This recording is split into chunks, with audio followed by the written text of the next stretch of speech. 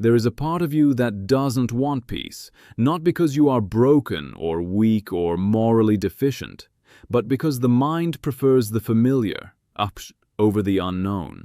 If suffering feels unpleasant, why do humans keep returning to it? Why do someone's nights fill with old replays, while their days slowly become less vibrant?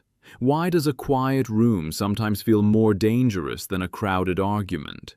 Why does a person who finally escapes a painful situation often find themselves reconstructing the pain, as if to prove they belonged? These are not failures of character. They are features of how human minds are built.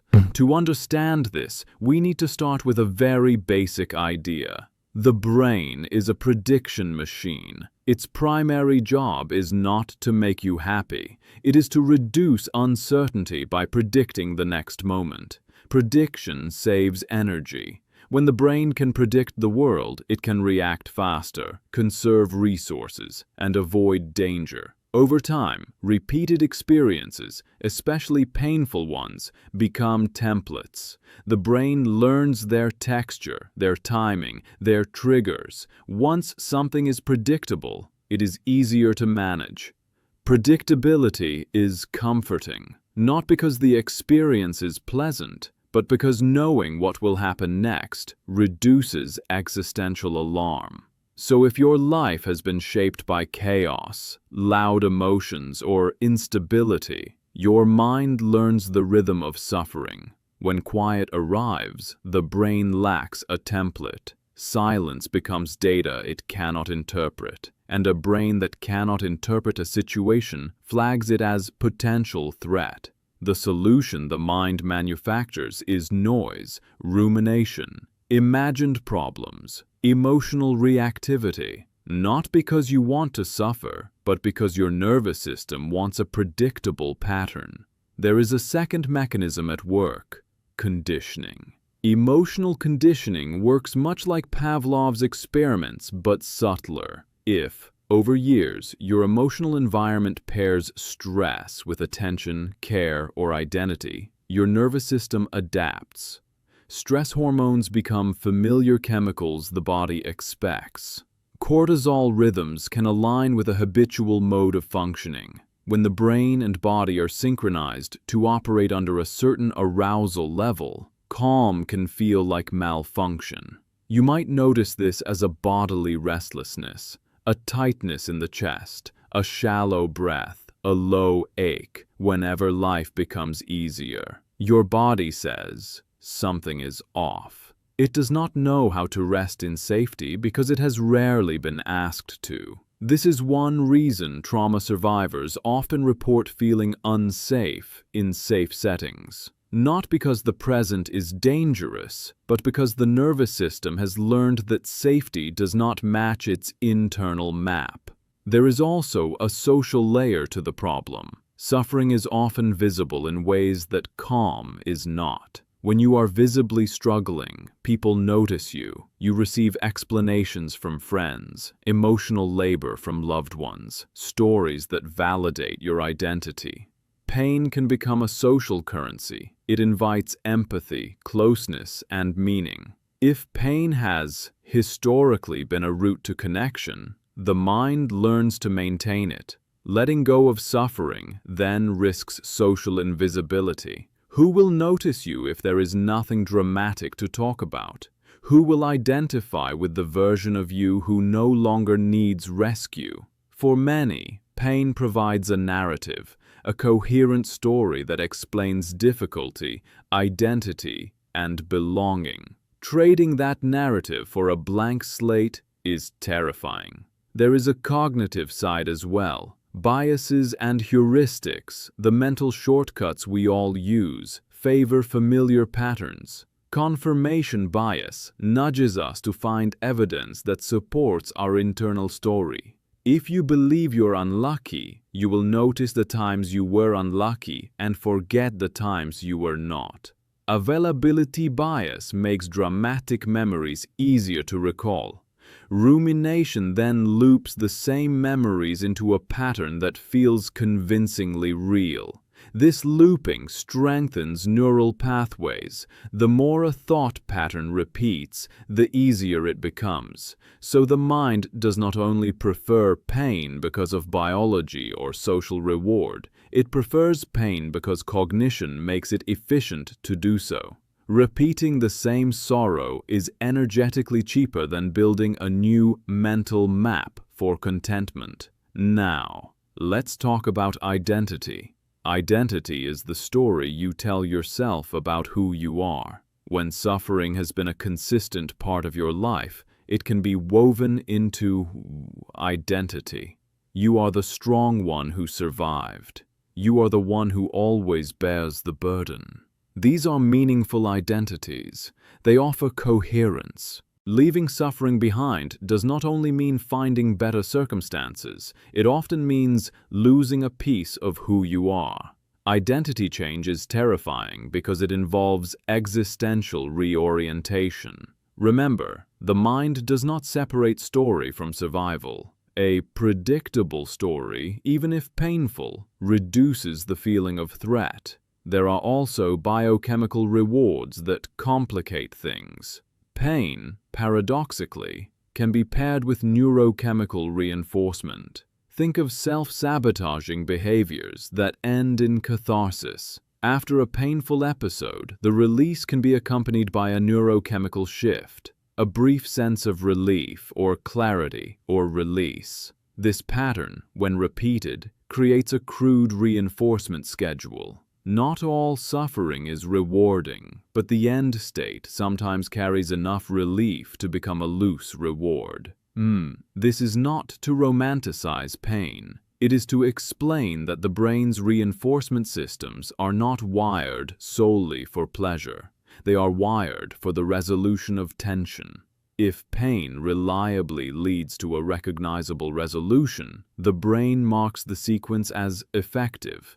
Attachment theory also offers insight. If early caregivers were inconsistent, neglectful, or punitive, children learn that closeness and threat coexist. Anxious attachment styles develop when available support is unpredictable. Secure attachments, by contrast, are built on consistent, predictable responsiveness.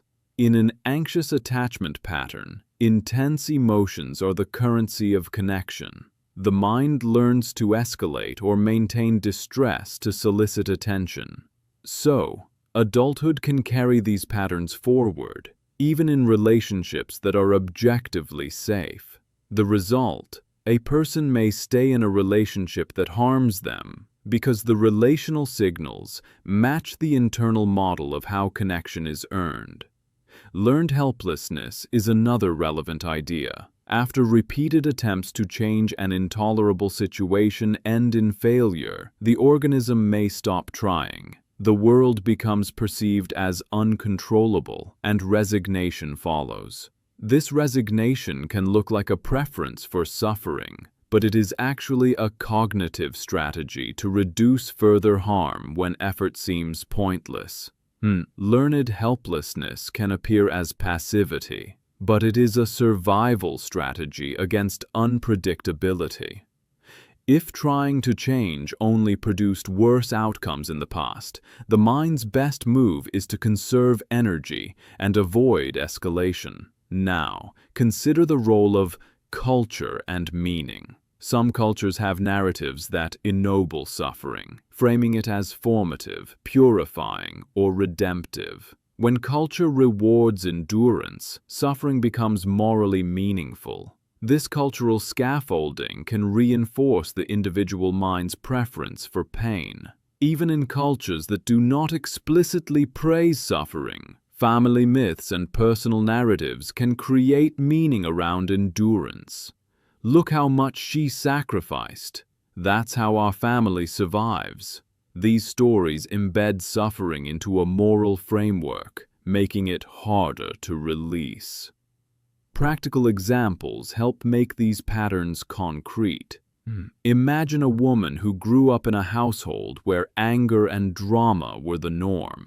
As an adult, she finds herself unsettled when her partner is calm. She misses the intensity that used to mean love.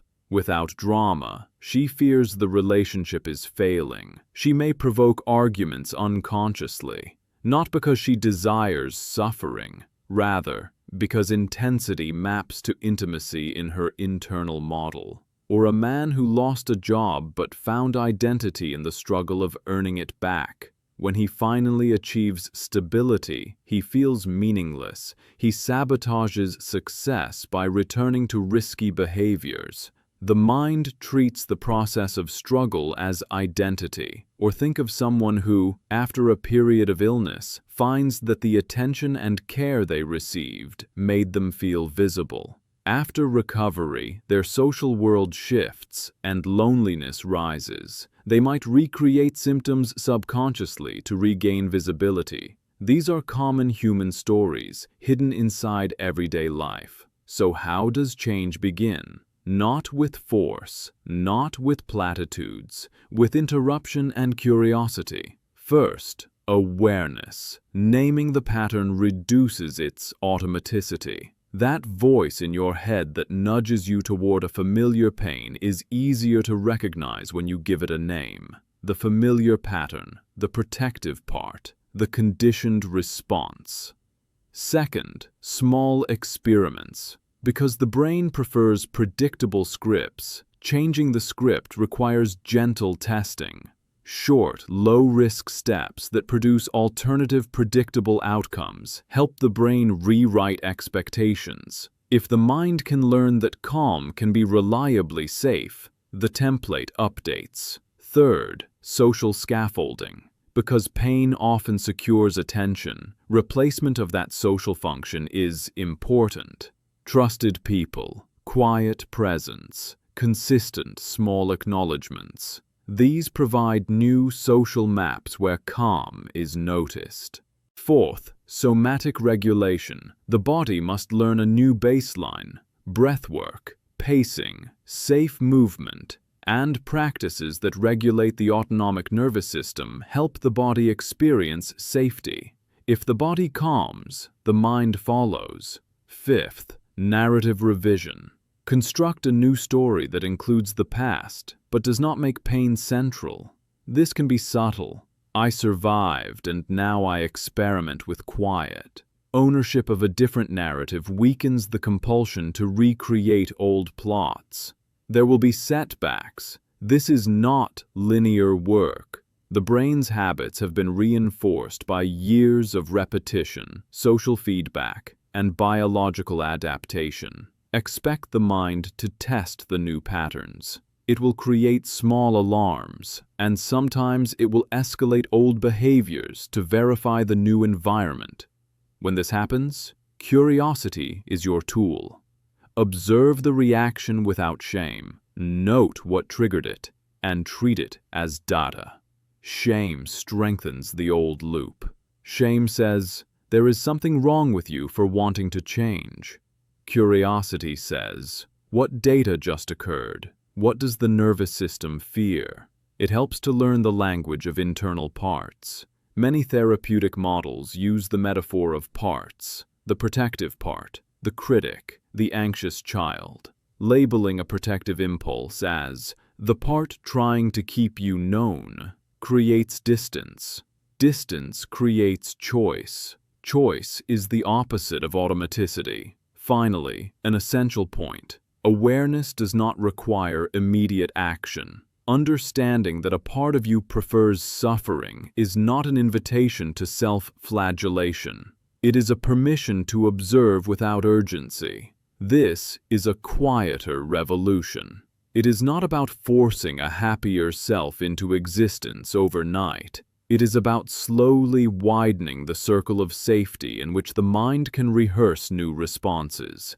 When the brain finally collects enough evidence that calm is predictable and safe, it will stop manufacturing noise. Until then, expect the silent enemy to test the borders, and when it does, meet it with the same quality of attention you would give any frightened system: steady, patient, and curious. There is a part of you that does not want peace, not because you are flawed, but because your mind has learned that familiarity even painful, is safer than the unknown.